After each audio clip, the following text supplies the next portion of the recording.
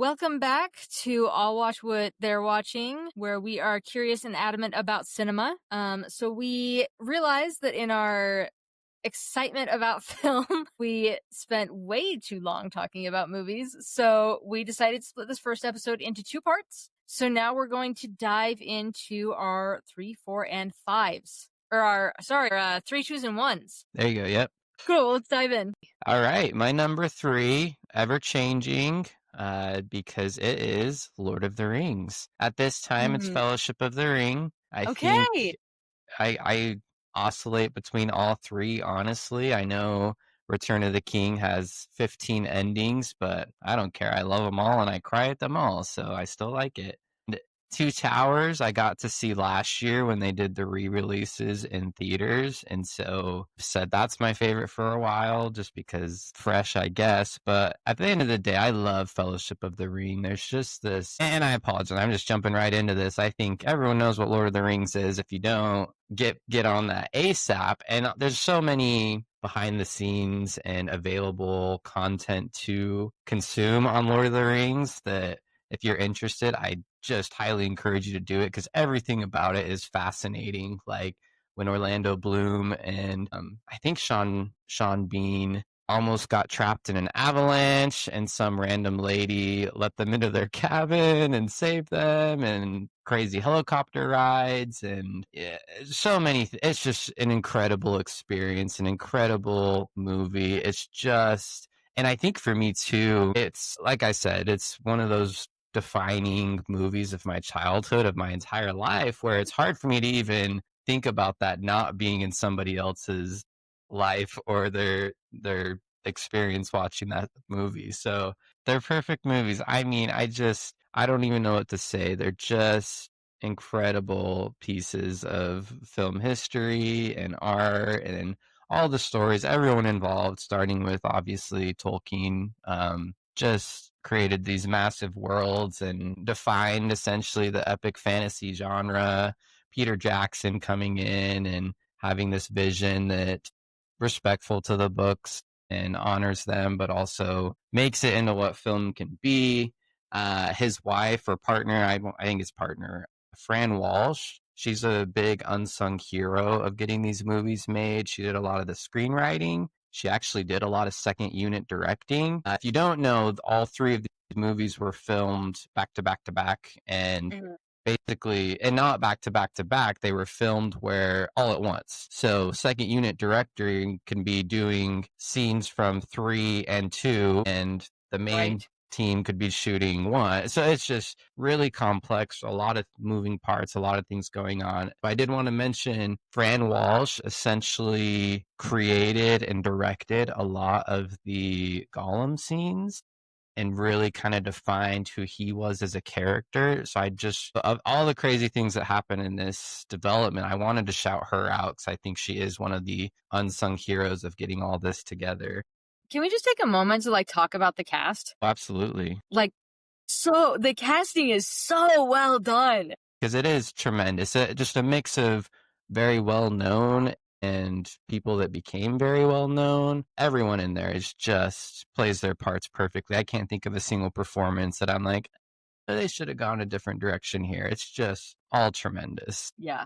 I wanted to share that Return of the King had a historic Oscar night, 11 Oscars, won every single one. The tragic part of that evening was that Sean Astin did not receive a nomination for supporting actor for his portrayal of Samwise Gamgee. And I think he felt bad about that. And I think that is the only one sort of omission as far as awarding these movies and the things that they've done. So that's too bad, but not a big deep dive into this one. This is one of those movies in the trilogy where it just feels like it's unique and there's just never going to be anything like it ever again. It's just beautiful and the story's beautiful and I don't know what to say. It's incredible. I did want to ask you, as this kind of did spur the genre for fantasy, for epic fantasy, whether that's literature or movies or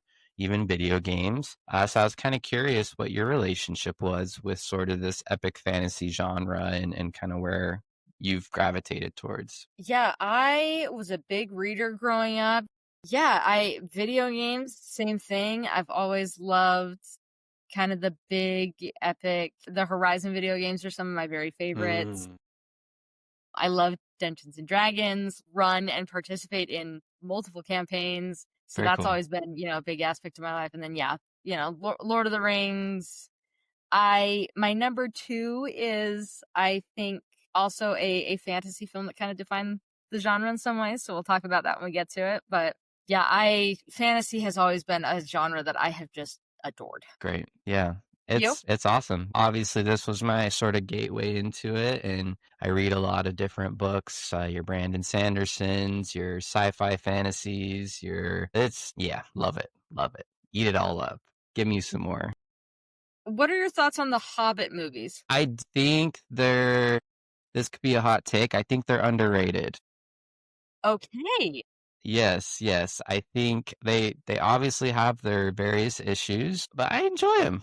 They're a good time, and I think that the source material, it does bring some question of how do you get three movies out of this, but Yeah. I ate it up. I had a great time. I enjoyed Okay. them, and he takes some things and he embellishes it. It's not a perfect. It's not Lord of the Rings, and it never will be. But that's my hot take. I enjoy those Yeah. movies. Maybe if I rewatched them now, I wouldn't. But my hot take for now is yes, Hobbit, good. I've only actually seen the first one, Oh, because no again, kidding. and we'll talk about this obviously a little more in the podcast, but you and I were both raised Mormon LDS, and so I served a religious Mm-hmm. mission. Right. Some I know for sure the second, possibly the third came out while I was on my mission, so it flew a little under the radar for me. I Okay. do love the book. Lord of the Rings I've tried to read a few times and have never gotten through it. The Hobbit I tore through. Really loved the Hobbit book.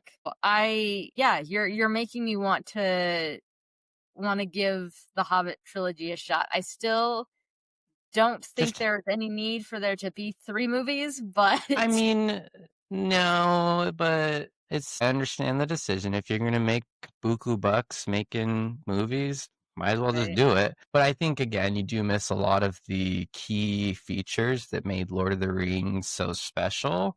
As far as the cast and as the filming back to back to back, and it's funny the way that technology progresses and how I think people early 2000s and maybe your beginning of your 2010s CGI was really tastefully done. A lot of people look back to like Pirates of the Caribbean 2 as kind of the pinnacle of CGI and practical effects of just interesting. looking incredible, and now you're looking at movies and you're like, what's going on here? This doesn't look right. And so I think Yeah. obviously that's one of the major criticisms is the CGI just doesn't really hold up as well as anything in Lord of the Rings, which some of that can get a little bit dated as you watch now, but it's still great. I couldn't agree more. I love the Lord of the Rings. I have a lot of fondness for every single one. Yes. I feel like every year or two, Oh yeah, it's a yearly every couple rewatch. years, I'm like, Yep. let's pull them out again. Time for Lord Yep. of the Yep. Rings. Absolutely. All right. So what's your number three? So this is the second international film on my list. This is the first animated film on my list, but there will be two. And it is the second international film on my list. So I have a soft spot for international and animated films, which I think you'll come to kind of learn about me. But mine is 2016's Your Name. Yay. So for those of you who haven't seen Your Name, it's basically about a high school boy and high school girl. The girl lives kind of in the boonies. The boy lives in Tokyo. And they wake up one morning and they find that they are in each other's bodies and in each other's lives. And that's basically it, is that things start randomly. There's no rhyme or reason to it. They will just wake up and they've swapped bodies. So they start to kind of leave little notes for each other as far as like, hey, this is what happened today. This is what I did. And that's kind of the first 45-ish minutes. I don't want to say too much after that, but basically the one thing I will say is it randomly stops happening. It kind of switches over to the boy's perspective at that point, and he's like, yeah, I never switched bodies with her again. And it kind of goes on from there. And like I said, I feel like it's going to give too much away, so I'm not going to say anything, but it's pretty simple, but that is basically the crux of the story on that. Yeah, it's really great. And I do have to say my brother, he served his mission in Japan, and Oh. he served in a lot of rural areas and has said that that's like a really accurate reflection of areas that he's served in when they are in those rural areas. So again, when you talk about the beauty of this film and the real sort of counterpart, it's kind of a cool connection at least. Yeah, I did creep on your Letterboxd a little bit. This is a 5-star film for you. It So is. before I get into it, I'd like to hear why do you love it? What gave it 5 stars for you? I think I'll just keep it simple for anyone that hasn't seen this. This is one of the most beautiful movies you will ever see. And just as like art and beauty and the music combined with the emotional weight of what's going on, like this is just a beautiful movie. I could not agree more. This is one of those rare films. I don't know if anyone will understand what I'm talking about when I say this, but this is how I don't know any other way to put it. This is one of those movies that feels like it was made specifically for me. Yeah. Like this was one that I was engaged to someone. It was broken off very abruptly, very, Hmm. very abruptly. And I stumbled onto this movie. I was in Target.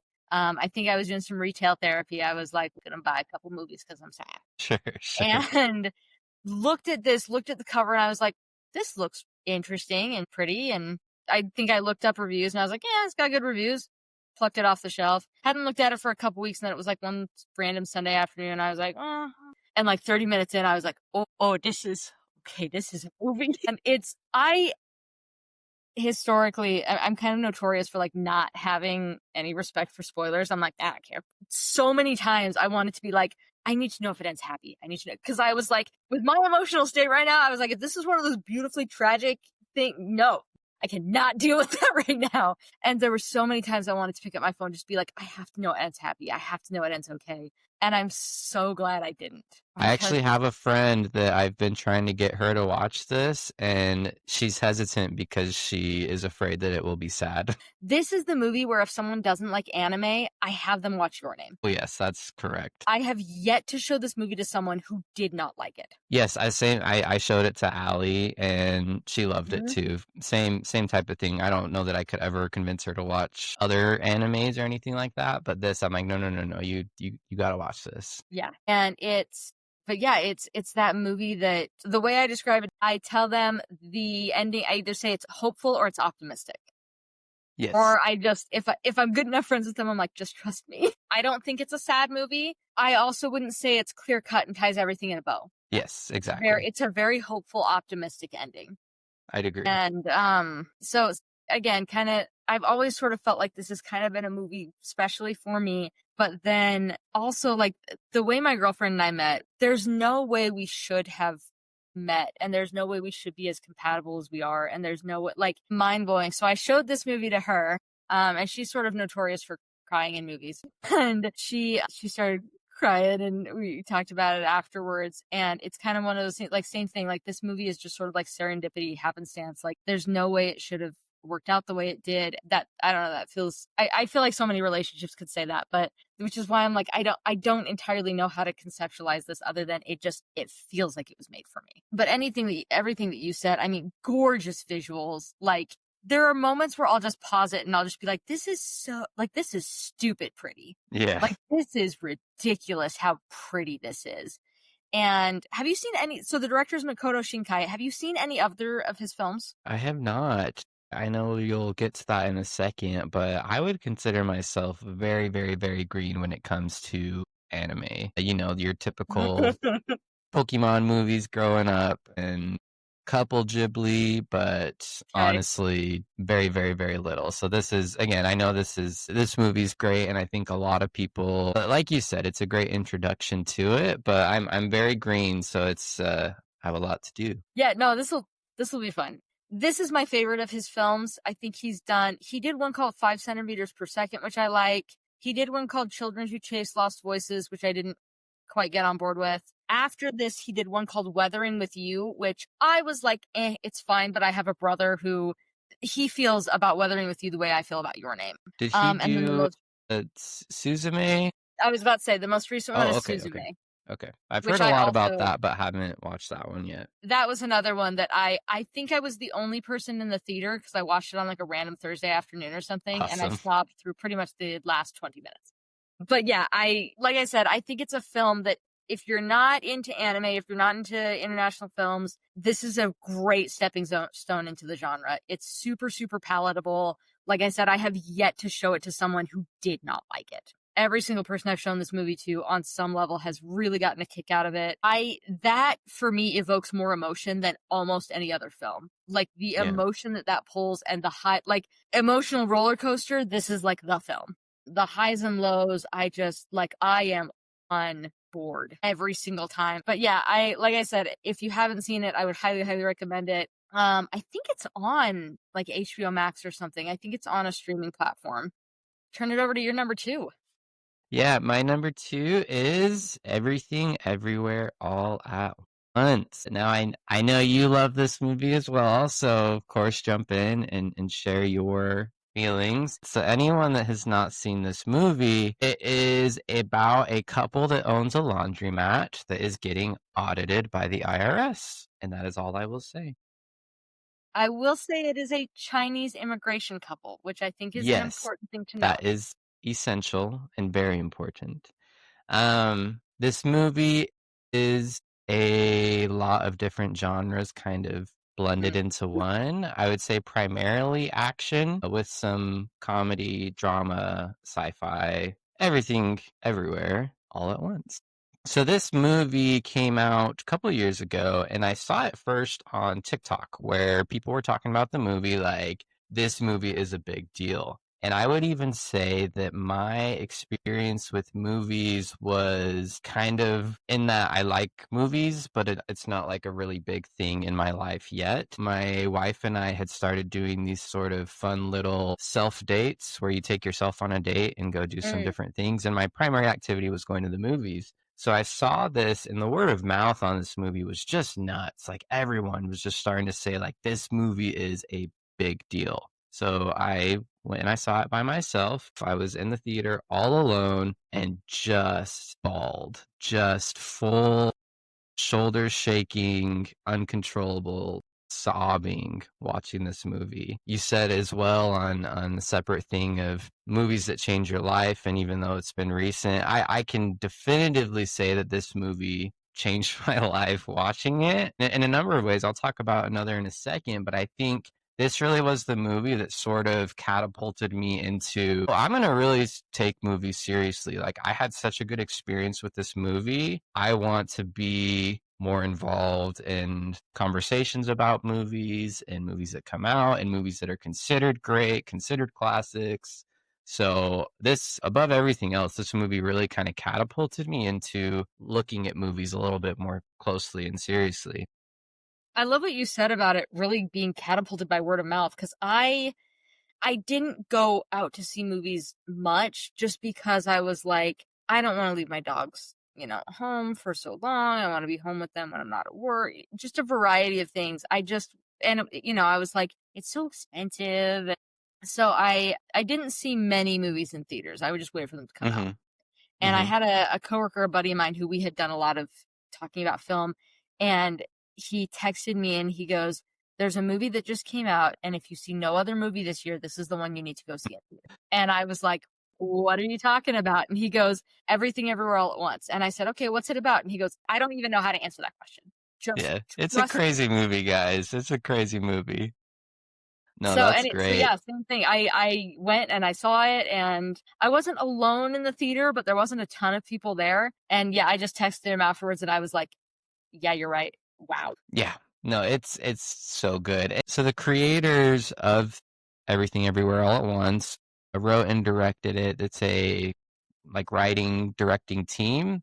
The Daniels, both their first names are Daniel, so it kind of works out. It's great. They were popular before this with a lot of music videos, and they had a couple other movies.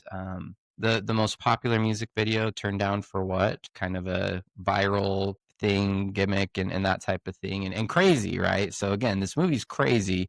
you watch that music video, you watch this movie, you're like, oh, yeah, that checks out. Yeah. And this movie, I gave you the quick plot summary, but it delves into the multiverse. And so it's crazy how ideas come about and when they come about, because when this movie came out, it came out the same year as Doctor Strange, Multiverse of Madness. It came out just on the heels of Into the Spider-Verse, and whichever Spider-Man movie. Into the Spider-Verse was a few years previous. Okay, so right after whichever one you just said. And then the live action one even too was right around the same time. So just a really popular thing. And so I listened to a couple interviews, and they kind of talked about their frustrations with all these ideas coming at once, because they had this idea for about 15 years, and all of a sudden they started seeing people, Rick and Morty even, talking about the multiverse, and they're like, they're beating us to it, what do we do?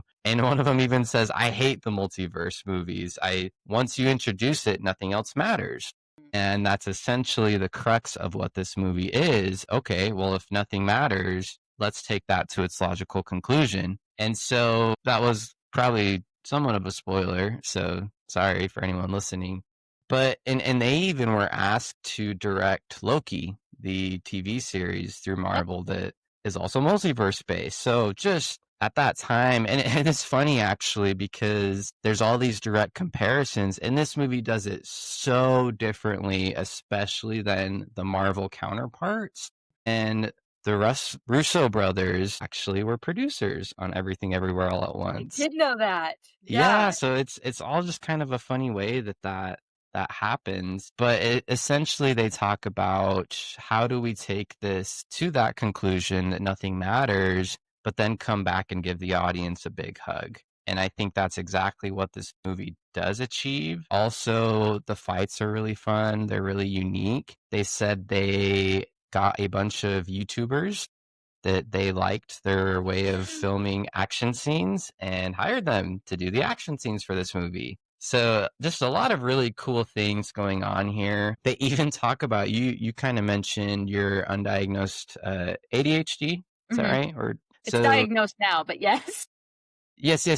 So actually, one of the Daniels, they were kind of taking that and they wanted that to be a main plot point. And they were exploring that and learning about that. And suddenly it clicked. And he said, wait a minute, this is me. This is something that I have. And so in talking about and researching this, he realized that he did. And I love what he said here. It says, what the diagnosis really does is it removes you from the judgment so that you can understand yourself and forgive yourself.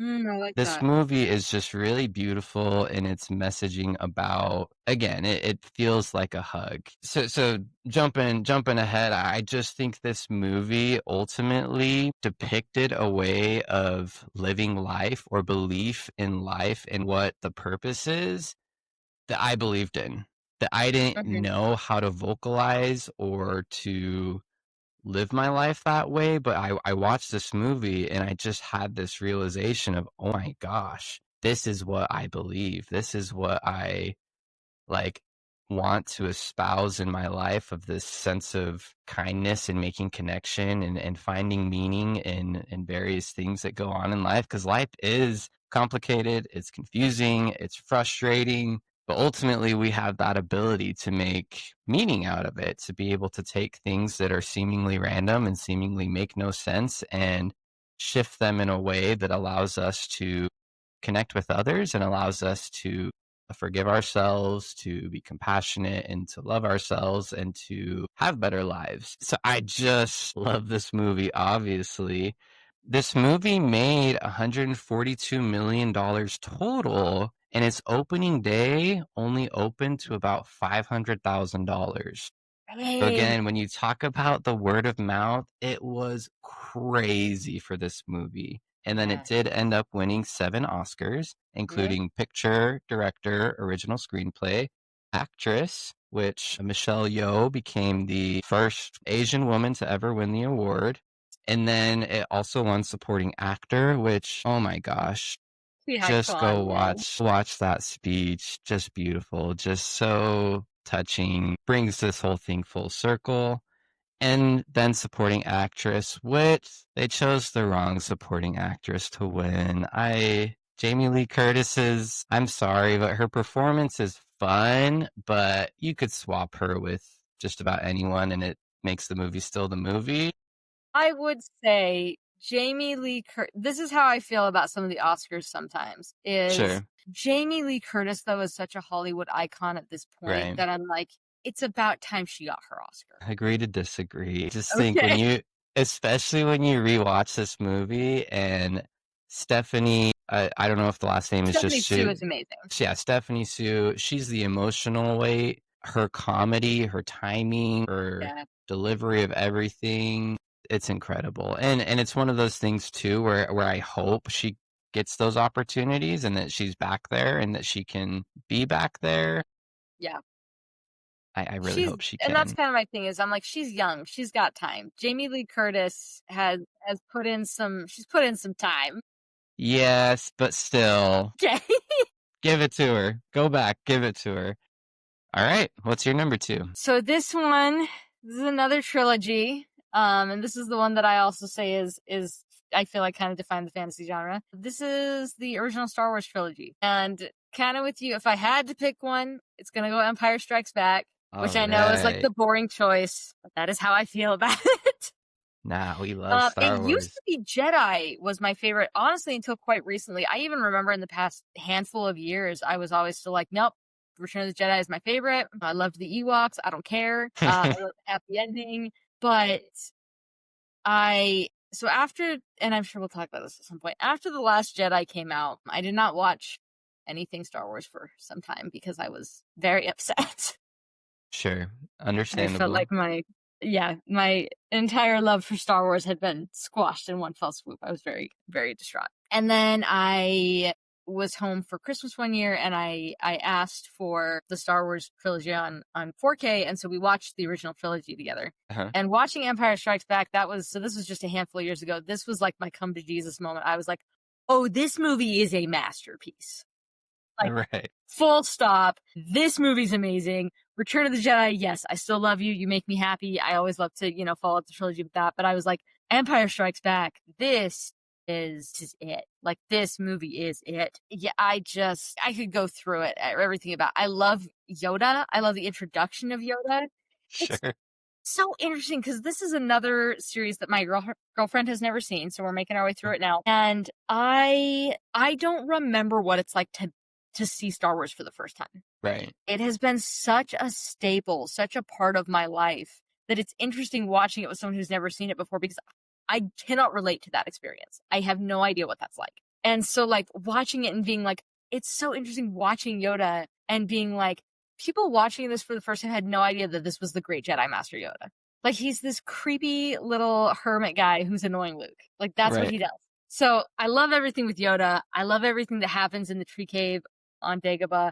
I'm not going to summarize this film because if you haven't seen Star Wars, then you have something to do. That prompted me though. I don't remember what it's called, but have you done the way that you watch it where you watch 4, 5, 2, 3, and then 6? No, what I was going to do, that I actually might do that because I was talking to my girlfriend about it and it was one of those things where I was like, you have to watch the original trilogy first. I was like, but I don't want us to watch 4, 5, 6, 1, 2, 3 because then you're really ending on a downer. So I just figured we'd watch 4, 5, 6, and then at some later date we'd watch them all again, 1 through 6. Sure. 7, 8, and 9 don't exist. So agreed. That is an interesting way to possibly go about it. I think that's because you'll have to look it up. It has a specific name of like the blank order. I can't remember. I could look it up, but yeah, it's basically like you don't have to watch one. There's nothing relating to the plot that's important in one. You can just watch. I don't mind one. Better than 2. 2 is. I don't mind one either, but that's what the. It's a lot of exposition. It's a lot of 2 is garbage. 1 is better than 2. I don't disagree on that, but I think as far as narratively, we have to do Star Wars episode. Clone Wars, you have to watch 1 because you have to see Darth Maul. Sure. Agreed. Well, if you introduce Clone Wars into the conversation, then it's a very different conversation, I think. But one we should be having eventually. But yeah, I mean, I think for this one, just like the movie is perfect. No notes. I love Han and Leia. I love the Luke and Leia connection at the end, you know, the Darth Vader father reveal. Like, the movie's perfect. Absolutely. Do you have a favorite Star Wars film? A difficult question. When I was a kid, I actually also watched Return of the Jedi so many times that I broke our VHS. So I loved that one. I would probably say if I had to pick one, I would actually pick Revenge of the Sith as my favorite. Just, you know, space opera at its finest. Just tragedy and politics and war. Love Revenge of the Sith. I haven't seen Rogue One in a while. I've always really liked it though. And after watching Andor, especially season 2, I'm like, oh, I might really, really like Rogue One. You've seen Andor season 2, right? I have not seen any of Andor, and I saw Rogue One. I had been home from my mission like 3 days, and the movie started 2 hours. It started 2 hours after I should have been in bed. So My I was awake through the gosh. whole thing by sheer force of will, because in my brain I was like, this is Star Wars. You will not fall asleep.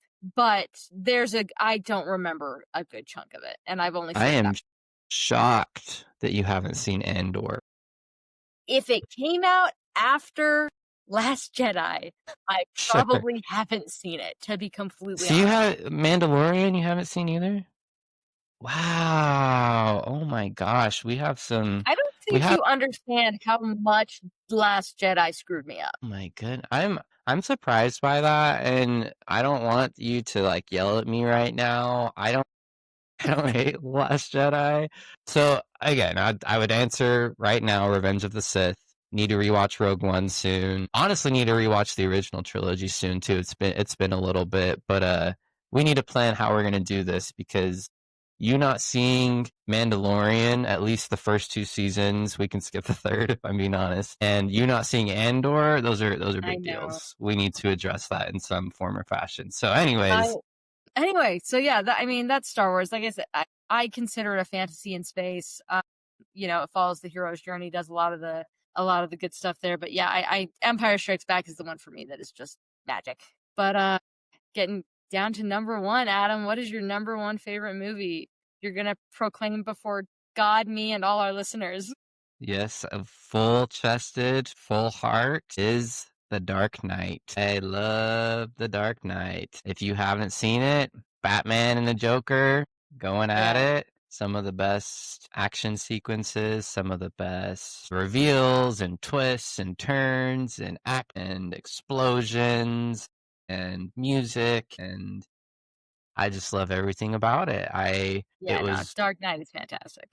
it was my favorite movie I'd ever seen the second I saw it. It's never really left that spot in my heart. I watched it a few months ago and I was like, yeah, might be the best movie ever made. This movie is just amazing. And so funny story, I'm the youngest of 6 siblings. I don't know if I've told you that. I'm One the of my oldest of 8. brothers Okay, well, there you go. So one of my brothers was either staying with us for the summer or was home from college or something. And it was Thursday night, like, I don't know, 8 o'clock or something. And he goes to my mom and is like, hey, can we go see The Dark Knight for the midnight premiere? Because, yes, midnight premieres were still at midnight back when That's how I saw Dark that Knight, happened. was a midnight premiere. Exactly, yes, because that was how it was supposed to work. That's a whole nother conversation, but ultimately my mom said no, so we just went the next morning. There's something special too about seeing a movie first thing in the morning. I don't know, I just love Same. it. But I mean, from the first second that movie starts, you're like, whoa, what is going on here? The Yeah. funny thing too is I I like it now, so don't come at me, but I did not care for Batman Begins at the time. Interesting. Yeah, I first saw that movie on a sleepover and just fell right asleep, just bored.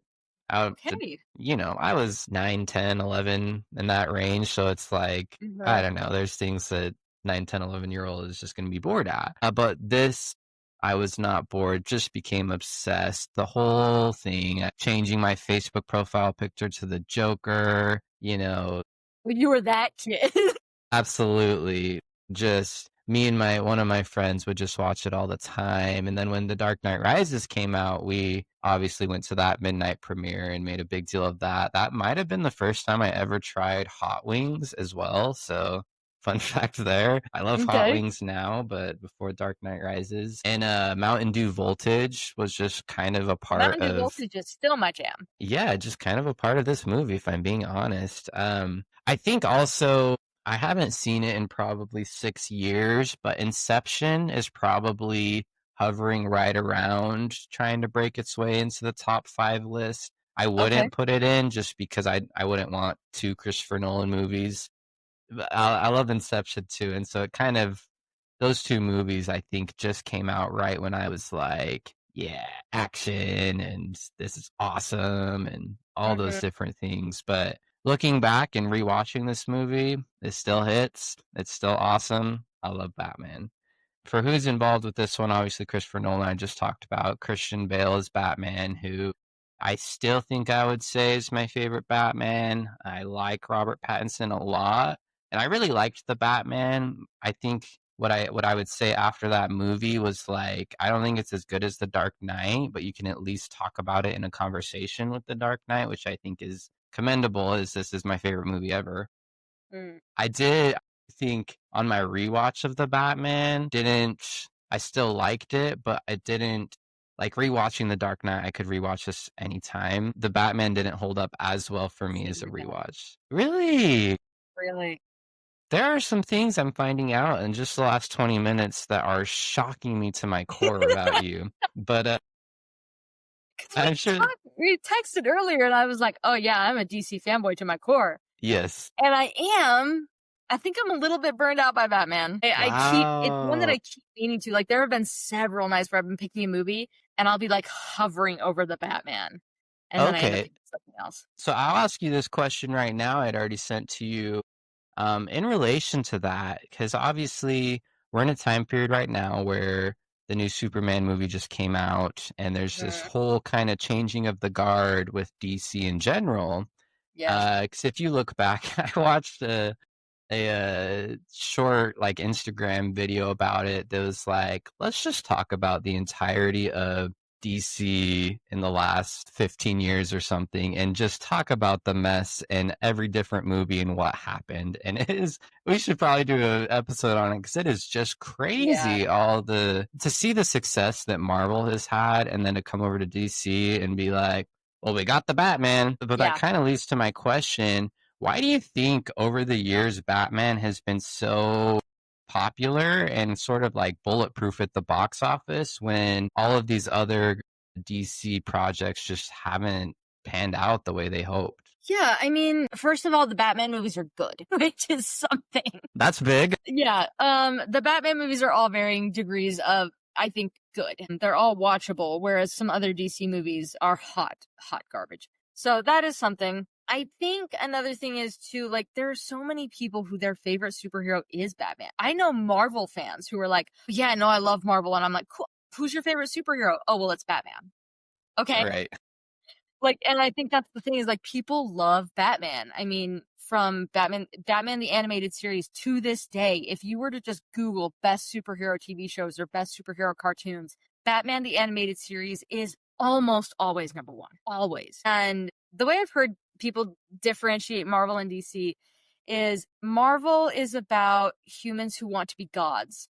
Hmm. And DC is about gods who want to be humans. Okay, I never heard that. That's interesting. And I like that. And I think that's kind of the cool thing is the fun thing about Batman is he is like the human on the team. There's actually an animated DC movie where Green Lantern and Batman are talking like for the first time. And Green Lantern's like, so what's where'd you get your superpower? You know, did you get bitten by like a bat or like, and he says all these things and Batman's just kind of not really talking to him, kind of keeps going forward. And then finally Green Lantern goes, wait, are you just a guy in a bat costume? And Batman kind of looks behind at him and smirks and just keeps walking. And Green Lantern's like, are you kidding me? And Right. I think that's what it is like the fact that Batman isn't a superpowered being. He's just brilliant and tenacious. And I mean, he's also dealing with some trauma. I think people, and yeah, he's filthy rich, but I think people can almost relate to that in some ways Hmm. of like, Or there's the idea where almost like, obviously none of us could, but I think Batman is obviously more attainable for us than to be Superman. And I think we like that thought. Right. Of like, oh, given the right circumstances and the right training and the amount of money, like, yeah, I could be Batman. Whereas, like, it doesn't matter what happens, we're never going to be able to fly like Superman.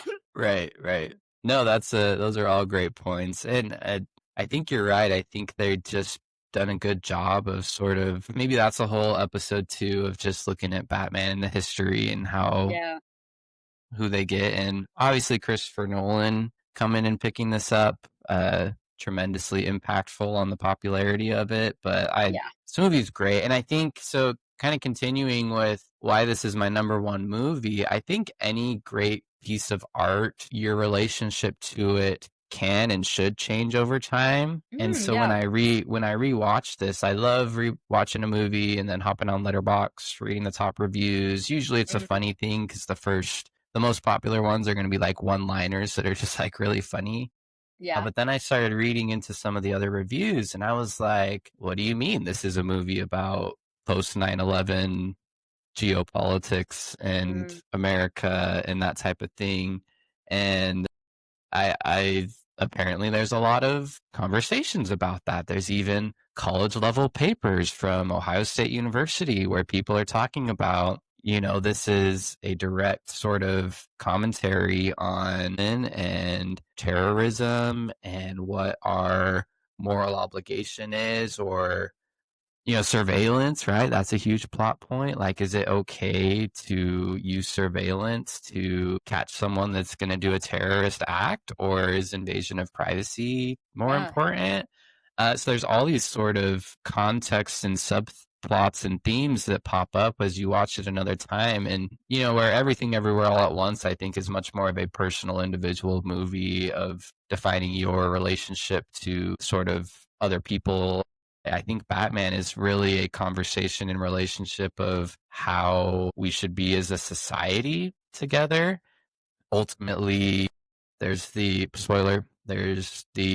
kind of the climax plot of the Joker wants the prisoners and civilians to blow each other up, but the heroics of those ordinary people who decide that they're not going to do that. They're not going to give in to terror. They're not going to give in to the ends justify the means lines of thinking. They're going to do the right thing for the right reasons. And I think even Christopher Nolan, I tend to do this with some of my art. Like I dabble in writing music a little bit. I had a band in high school that I had a great time with, but I tend to come across very heavy-handed when I'm trying to, like, I make a connection with something and I want to say that, or like I have this awakening. And I just become very like ham-fisted and heavy-handed when I'm trying to write lyrics or trying to write or do anything like that. And so the way that a good creator and director or artist can take those themes and weave them in without explicitly telling you how to think, I think is where a lot of the magic happens. And Chris Nolan, I read this quote from him. He said, "We try not to be particularly conscious of what we're doing. We try to write the story within this world and these characters, and in the process, try to do something that affects us in the world we live in. When we look back at the finished product, we see various parallels and relevancies, but we try and just let that be a product of writing what moves us, what frightens and excites us. We trust that that will have some reality or some relevance, but it would violate the terms of storytelling and the terms of the genre if you're too conscious of trying to make particular political points. I don't think that's what you're selling the audience. I don't think that's what the ride is. I think ultimately, if the film has relevance, it's actually going to be more interesting to an audience, but we like it to be subtext." And I think that he navigates that line really, really well, so that people can watch this and pull out a lot of those themes and talk about conversations about how do we make a better world? How do we combat terrorism? How do we, can we just hand the keys to somebody to make those decisions for everybody else? And I think the questions are there and allows us to have those conversations. But regardless, this movie is just awesome. It's just fun. It's just fun to look at. It's cool. It's guys just doing it all. Yeah. I did forget to talk a little bit about Heath Ledger. Obviously, just a grand opus of a performance, just a tragic, tortured sort of character. And he spoke very highly of the freedom that he was able to have in being this character. But of course, he tragically passed away just before releasing of this movie. I do think it's important to note. I think a lot of times there's sort of that rumor, or the conversation is like the Joker drove him to a drug overdose. I And don't. it's a lot more complicated, that he had other issues going on in his personal life and that type of thing. And you can tell the way he talks about this movie, like he wasn't going crazy, but it is so tragic. He was only 28 when he passed away. Yeah. Like, to imagine all the things that Already he had could have so done. many great roles. Yeah. He's just one of the more tragic stories in recent Hollywood, but he just gives a timeless and incredible performance, and just a shout out because it's truly incredible. So, anyways, that's The Dark Knight. Love it, love it, love it. Yeah. Give me No, 10 more. I do quite like. Good, good, good. All right, roll out the red carpet. What is All your right. number one? My number one is 1991's Beauty and the Beast. Disney's Beauty and the Beast is my number one favorite Great. film. I don't see this. My 1 and 2 are ones that I'm like, I don't know that I ever see these changing, because they shaped my formative years, and I love them to this day. Like, I love what you said, how yeah, Beauty and the Beast was my favorite Disney princess movie as a kid, of course. Mm-hmm. But it's fun when you kind of see these, when you watch them when you're older and you have a new experience, but it only fortifies the opinion you already had. Sure. Does that make sense? Like, I watch it Exactly. now and I'm just Exactly. like, it's still a masterpiece. Right. Right. Do you have like a favorite Disney or Disney princess movie? Yeah, I think I would say Mulan. Okay. Pretty consistently has been my favorite Disney princess. Obviously, when the sale of Star Wars to Disney, I was on the front lines of making the joke that Princess Leia is my favorite Disney princess. Okay. But ultimately, when at the heart of what you're actually asking, I would definitely say Mulan. Gotcha. No, I mean, I think that's a great one. I really have a lot of love for. I have a lot of love for a lot of Disney films. And Disney lately, I have been nothing but disappointed in, which we can talk about that at a later date. That's another Absolutely. conversation. But I have a couple times tried to watch all the Disney films in order, and I only end up getting ever a couple past Beauty and the Beast, and then I end up kind of getting like bored, I guess, being just like, another one. And I think part of that is because for me, like, it peaks at Beauty and the Beast. And then after that, I'm just like, what's the point? I'm also one of those people that I think Lion King is incredibly overrated. So about the point I get to Lion King, I'm just like, okay. How many after, what's in between Lion King and Beauty and the Beast? Aladdin. Okay. I love Aladdin. Yeah, no, Aladdin's great. But I just, like, this is movie magic for me. I know I've said that about others, but it's true. I mean, I think the score is just brilliant. I think I said this to my brother the other day and he was shocked. But I came to this conclusion when I was recently watching them, because Little Mermaid and then Beauty and the Beast, and they're both amazing. You know, Right. Little Mermaid kicks off the Disney Renaissance. I do think Little Mermaid is the consistently better score. I like the peaks of Beauty and the Beast better than I like the peaks of Little Mermaid. But I think Little Mermaid's score is really amazing. But I think Beauty and the Beast is right up there. You know, Howard Ashman wrote some of the best lyrics of his career, in my opinion, in Beauty and the Beast. I mean, the line, everything in the Belle Reprise, from like, I want an adventure in the great wide somewhere, I want it more than I can tell, but for once it might be grand to have someone understand. Like that every single time. I think the lyrics are something really, I think Howard Ashman is an amazing lyricist, and, you know, obviously tragically passed away due to HIV/AIDS complications. Oh, no. But I think and I think that's why I love a lot about Beauty and the Beast as well, is I think a lot of his lyrics, you do see kind of some of the things that he was going through and those lyrics. Because it did win 2 Oscars. The first animated movie ever to be nominated for Best Picture. Okay. It was nominated for 6 Oscars. Wow. It won 2. It won Best Original Score and Best Original Song for Beauty and the Beast. It was nominated for Best Sound. Also, to this day, I think it should have won Best Picture. and I'm not the only person who believes that. I know I have some What friends. it lose to? Silence of the Lambs. I don't know about that. I do know about that. No, Okay, Silence of the Lambs is okay. great. I think as a whole, Beauty and the Beast is, I think it's a better film.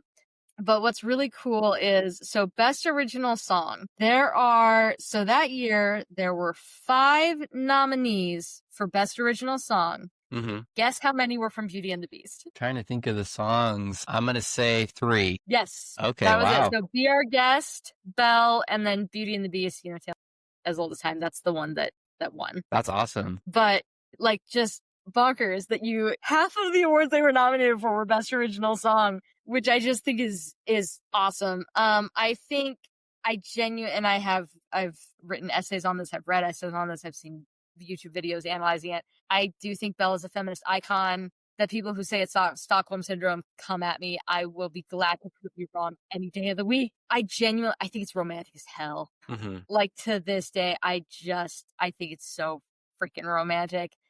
The Something There song, I think, is magical, with they're playing in the snow. The ballroom scene, it doesn't look as great now. It hasn't aged terribly well, but they basically created an animation program from the ground up just to make that scene. Wow, okay. And again, you look at it now with CGI and you're like, that hasn't aged great.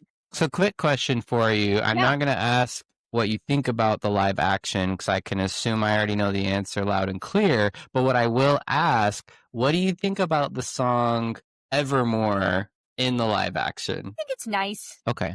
Do you think it fits? Would Rewind, if it was in the animated one, do you think it would work? No, and here's why. I think in the live action it fit. I don't like the live action, but I think it fits fine.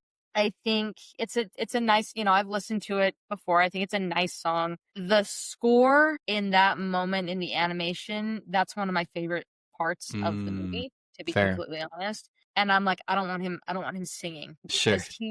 That's the moment where, he asks if Belle's happy there with him. And she says yes. And you can see he's very self-satisfied. He's very pleased about that. And I think this is the turning point for the Beast, because he could just be happy with that and have moved on, but he doesn't. Right. He looks at her again. He sees that she's still sad. And he asks why, and she asks to see her father. He shows her the mirror. She sees her father, and he lets her go. And that's literally the title of the score, is The Beast Lets Belle Go. Wow. And so he tells her to go. And the thing is, when you rewatch it, everyone up to that night had been like, this is the night they're going to break the spell. That had kind of been the anticipation. Right. Belle is going to fall in love with Beast. Beast is going to fall in love, but this is the magic night. We're going to dress him up. This beautiful ballroom scene, the beautiful song, Beauty and the Beast, Tale as Old as Time. And the exact opposite happens. Right. They expected the spell to be broken, and instead, the Beast lets Belle go. Yeah. And in that, at that point, because you see him too, again, oh man, I could talk about this movie all day. When she's talking about how her father's sick, he's curled over the rose, and he sees that this rose is almost dead. Mm-hmm. And he goes, then you must go to him. That's him being like, if I let her go, he knows this is his last chance. Yeah. If he lets her go, it's over for him. He's a beast forever. He knows that, and he lets her go anyway. Wow. Beautiful. And so that moment, the music swells, and I don't know how they came up with the design for this, but the beast gives a howl of anguish. And for me, I'm like, we don't need a song. I think that almost raw animal emotion is powerful, because at that point he's lost. I mean, you see it when Gaston goes in to kill him, the beast doesn't even fight back. The beast has lost, hope at that point. And I think it's romantic sell. Well, maybe if they added in. No, go ahead. No, go ahead. You can cut this out. I was going to say, well, maybe if they added in some cannibalism, it could have won the best picture. Shut up. Get out. Yeah, again, Silence of the Lambs is great. It's not Beauty and the Beast. And then I would be remiss if I didn't talk about the transformation scene. My brother is an animator, and we've talked a lot about Glenn Keane, who is the person behind the animation of the Beast, the design, and everything about the Beast. That transformation scene is a master class with I think the music is fantastic. When you see the lights the glowing lights start coming down, and you see the Beast the hands and the feet transform from beast to human. It is so good to me. It is just magic. And I'll give one more little fun fact. Again, I could talk about this. I would love to just sit down and do an episode just analyzing this film. But Angela Lansbury performed the iconic song in one take. Oh my gosh, you're kidding. She got off the plane, they ushered her to the studio, she sang it, and they were like, that's it. Wow. We got it. That is nuts. So, yeah, one take, she sang it, and they were like, yeah, that's it. We got Beauty and the Beast. Wow, Case what an closed. icon. But like I said, I think it's so romantic. I think the score is masterful. I think the lyrics are some of the greatest lyrics ever written for film. I think I love the characterization. I love Belle, as a young tomboy. Belle was the one that I was like, she wasn't your run-of-the-mill Disney princess at that time. She loved to read, and she was out and about, and she basically, Gaston comes up to her at one point trying to smooth her over, and she's basically like, screw you, you're the worst. Right. And I don't know what else there is to say. I love Beauty and the Beast. It makes me sob every time. I love Beauty and the Beast. Great. I'm glad, and I need to rewatch it sometime. It's been a little while, but I've always enjoyed it, so no reason not to. Yeah, we may have to do a Silence of the Lamb, Beauty and the Beast cage match or something for a podcast episode or something. That would be a blast. Two drastically different films.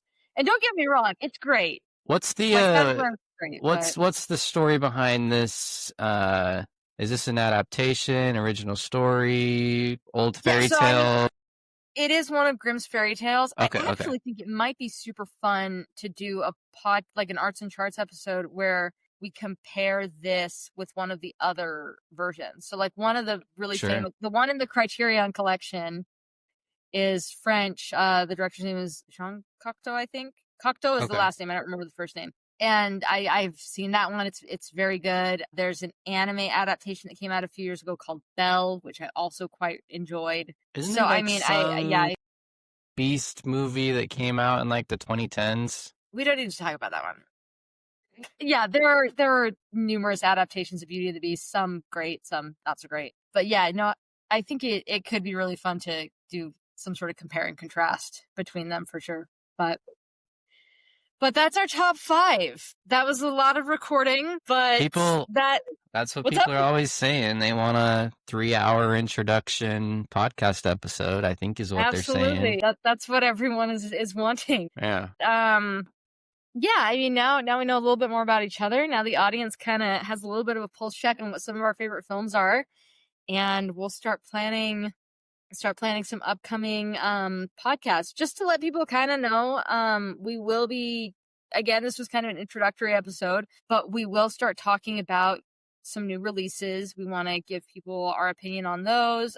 We will do films that are a little more analysis based and less just, we will do some more top 5s. I welcome if someone wants to see a particular top 5 of something, write in. Absolutely. We'll make it happen. And then, yeah, definitely some compare and contrast. We'll kind of be looking at some franchises. So there's lots of fun stuff coming up the pipeline for sure. It won't all be just us rambling about our favorite movies for 3 hours. But we'll yap. We will. Apparently, we've discovered we both like to talk a lot. And what's mind-blowing to me is we have texted so much this past 2 weeks. Right. And we still talked for 3 hours. And I think we could have talked for 3 more if we weren't trying to. For sure.